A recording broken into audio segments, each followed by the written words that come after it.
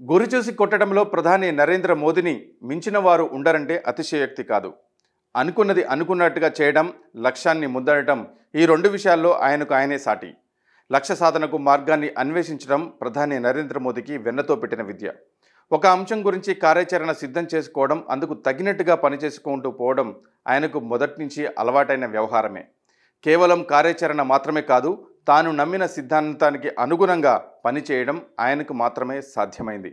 తాజాగా మాజీ ఉపరాష్ట్రపతి వెంకయ్య నాయుడికి పద్మ విభూషణ్ ఇవ్వడం కానీ, మాజీ ఉప ప్రధాని ఎల్కే అద్వానికి భారతరత్న ఇవ్వడం కానీ ఆషామాషి ఏం కాదు. తనను ప్రధాని కాకుండా అడ్డుకున్నారనే విమర్శలు ఎదుర్కొన్న నేతలను హుందాగా గౌరవించడం ఒక మోదీకే సాధ్యం. ప్రధాని నరేంద్ర మోదీ గురించి గిట్టిన వారు ఎన్నో ప్రచారాలు చేస్తుంటారు, కానీ ఆయన మాత్రం తన పని తాను చేసుకుపోతారు. ఎక్కడ కూడా అసంభవం అన్న మాట ఆయన డిక్షనరీలో కనిపించదు.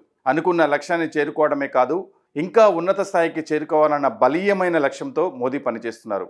దేశంలో వరుసగా 2 టర్ములు అధికారంలోకి వచ్చిన ప్రధాని నరేంద్ర మోదీ మరోసారి అధికారం దక్కించుకోవడానికి చేయాల్సిన అన్ని ప్రయత్నాలు చేస్తున్నారు. కేవలం రాజకీయంగా మాత్రమే కాదు, ప్రజల నాడిని పట్టుకొని ముందుకు సాగుతున్నారు. స్వాతంత్రం వచ్చిన నాటి నుంచి పాలకులు దేశాన్ని మతపరంగా ఏ విధంగా వాడుకుంటున్నారో మనందరం చూసాం. కానీ అందుకు భిన్నమైన వ్యక్తిని మోదీ రూపంలో చూస్తున్నాం.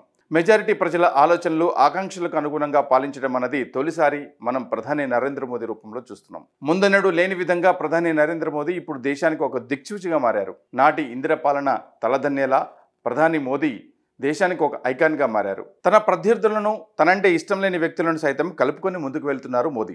భిన్నత్వంలో ఏకత్వం అన్న స్ఫూర్తిని జపించే మోదీ భారతదేశాన్ని అభివృద్ధి చెందిన దేశంగా మార్చాలని తహతహలాడుతున్నారు. అందుకు అన్వేషించాల్సిన మార్గాలను ఒడిసి పట్టుకుంటున్నారు. వికసిత భారత్ 2047 అంటూ ఇప్పటికే దేశానికి ఒక లక్ష్యాన్ని నిర్దేశించారు. అభివృద్ధి, రాజకీయం రెండు వేర్వేరన్న భావనతో ఉన్న మోదీ ఇప్పుడు తన ప్రత్యర్థులుగా ఇన్నాళ్ళు ప్రచారం జరిగిన వారికే అందలం ఎక్కిస్తున్నారు. తనను రాజకీయంగా దెబ్బకొట్టాలని చూసిన వారిని పొలిటికల్ రీజన్స్ పక్కన పెట్టి వారికి అన్నింటా అవకాశాలు కల్పిస్తున్నారు. నాడు ప్రధానిగా తన అభ్యర్థిత్వాన్ని విభేదించిన బీజేపీ అగ్రనేతలందరికీ ఆయన ప్రధానిగా బాధ్యతలు చేపట్టిన తర్వాత అవకాశాలు ఇచ్చారు. వెంకయ్య నాయుడు, సుష్మా స్వరాజ్ లాంటి నేతలకు తన కేబినెట్లో కీలక అవకాశాలు ఇచ్చారు. ఇక ఎల్కే అద్వానీ విషయం గురించి పెద్దగా చెప్పాల్సిన పని లేదు. ఆయన ప్రధానిగా మోదీ అభ్యర్థిత్వాన్ని విభేదించానన్న ప్రచారం ఉండేది, కానీ అది ఎంత వాస్తవమో ఎవరికీ తెలియదు. కానీ మోదీ మొదటి నుంచి అద్వానీతో సఖ్యతగానే ఉన్నారు. ప్రధానిగా పగ్గాలు చేపట్టిన తర్వాత అద్వానీ గౌరవాన్ని ఇనుమడింపజేశారు. నేరుగా ఆయనను పలుమార్లు కలిసి ప్రధాని మోదీయే తన పక్షాన ఉన్నారన్న భావన కలిగించారు. తెలుగు రాష్ట్రాల టీవీ వెంకయ్య నాయుడికి తొలుత కేబినెట్ పదవి అప్పగించిన మోదీ ఆ తర్వాత ఆయన సేవలను విస్తృతం చేసేలా ఉపరాష్ట్రపతిగా అవకాశం ఇచ్చారు. పదవి విరమణ తర్వాత కూడా ఆయనకి దేశంలో 2వ అత్యున్నత బిరుదు పద్మ విభూషణ్తో సత్కరించి వెంకయ్య పట్ల తనకున్న అంకిత భావాన్ని చాటారు. ఇంకా కాంగ్రెస్ పార్టీలో మంత్రిగా పనిచేసి నాడు పద్మభూషణ్ అవార్డు అందుకున్న మెగాస్టార్ చిరంజీవికి తాజాగా మోదీ సర్కార్ పద్మ విభూషణ్తో సత్కరించింది. ప్రత్యర్థులు, ఇతర పార్టీల వారిని తాను చూడనని, అర్హత ఆధారంగా ఆయా వ్యక్తులను గుర్తిస్తానని మోదీ చెప్పకనే చెప్పారు. ప్రధాని మోదీ తాజాగా చేసిన ట్వీట్ ఆయన పరిపక్వతకు నిదర్శనంగా నిలిచిందని చెప్పాలి. ఎల్కే అద్వానీ గురించి ఆయన చేసిన వ్యాఖ్యలు ఆయనలో అంకిత భావాన్ని చాటుతున్నాయి.